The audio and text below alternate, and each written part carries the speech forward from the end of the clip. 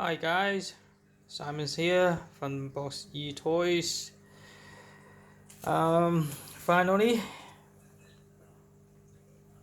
just received a new control panels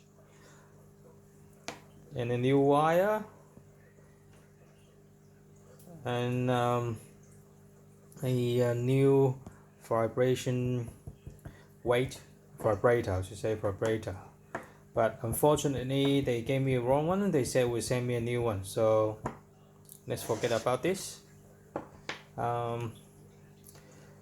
Yes, these things. Sorry, upside down. The panel look exactly the same, but actually the wiring is different. So that's why they give everyone whoever bought this kit, they will give you a new panel for free. So make sure contact them or can contact your seller where you bought it from, and they will organize that to post to you as well as the new wire. All right. I'll keep you updated how the things work.